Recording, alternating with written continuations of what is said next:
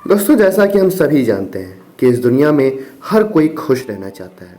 हर कोई चाहता है कि वो अपनी ज़िंदगी बहुत अच्छे तरीके से जिए और उसे एक अच्छे तरीके से ख़त्म भी करे। लेकिन इस जीवन में हमें पता है कि उतार चढ़ाव तो आते रहते हैं, पर इसी उतार चढ़ाव का हिस्सा बनता जा रहा है डिप्रेशन। जी हाँ, डिप्रेशन कोई छोटा मोटा वर्ड नहीं है। डिप्रेशन वो बीमारी है जो आपको अंदर ही अंदर दीमक जैसा खाने लगती है।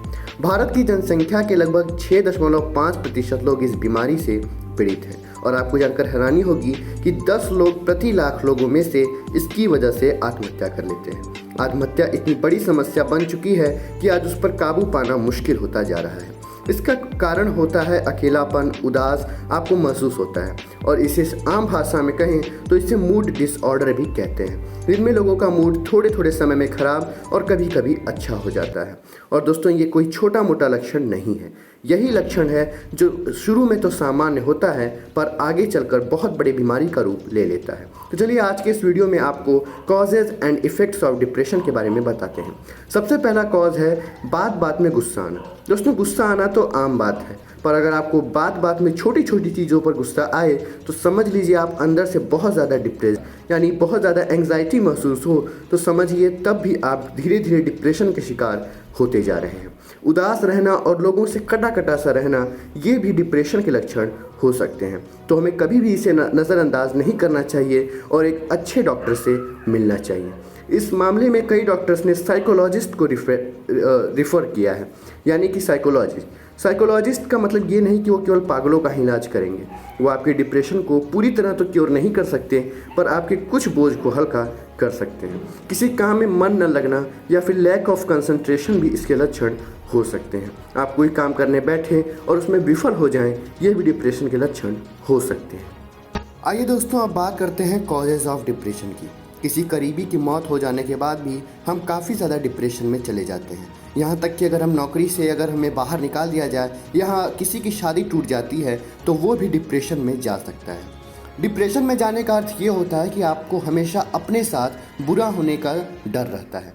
आप हर बात में सोचते हैं कि मैं विफल हूँ, मैं ख़राब हूँ, मैं कुछ नहीं कर सकता, और इन्हीं चीज़ों के कारण अब अपने लाइफ में बहुत पीछे रह जाते हैं।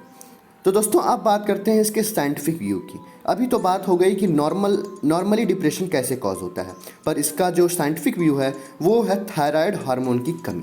जी हाँ, थायराइड ग्लैंड एक ऐसा ग्लैंड है जो कि सीधा पिट्यूटरी ग्लैंड से अटैच होता है। ये तो हम सभी जानते हैं कि पिट्यूटरी ग्लैंड को मास्टर ग्लैंड भी कहा जाता है। साथ ही साइड इफ़ेक्ट्स की दवाइयाँ भी इसका कारण बन सकती हैं, जिसका रेशियो 60% है। यानी 60% केसेस में दवाइयों के साइड इफ़ेक्ट यानी बीपी यानी ब्लड प्रेशर को कम करने वाली दवाइयों को भी इसका कारण माना गया है, जिनके बहुत सारे साइड इफ़ेक्ट्स होते हैं। साथ में ही जेनेटिक डिसऑर्डर भी एक कारण बन सकता है।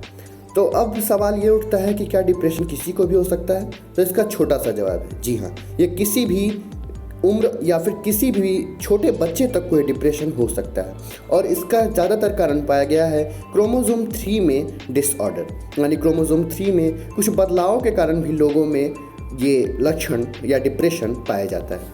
डिप्रेशन हमारे माइंड को न्यूरोट्रांसमीटर का जो संतुलन है उसे बिगाड़ सकता है, जो कि न्यूरॉन्स के बीच संपर्क कायम करते हैं। इसके लिए हम एंटी डिप्रेसेंट्स लेते हैं, यानी सेरोटोनिन जो कि एक न्यूरोट्रांसमीटर है उसको ठीक करने का काम एंटी डिप्रेसेंट करते हैं। साथ में ही डोपामिन, हम सभी जानते हैं कि डोपामिन कितना महत्वपूर्ण है हमारे शरीर के लिए, साथ में ही हमारे ब्रेन के लिए भी।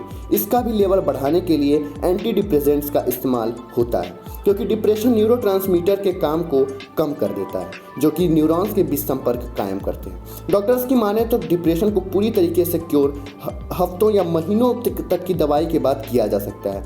पर दोस्तों, डॉक्टरों की माने तो केवल आप हैं जो खुद को खुश रख सकते हैं, वो केवल आप हैं जो खुद को मोटिवेट रख सकते हैं, और वो केवल आप ही हैं जो डिप्रेशन से खुद को बाहर निकाल सकते हैं। इसलिए इस दुनिया को खुल के जिएं और डिप्रेशन जैसी गंभीर बीमारी से दूर रहें।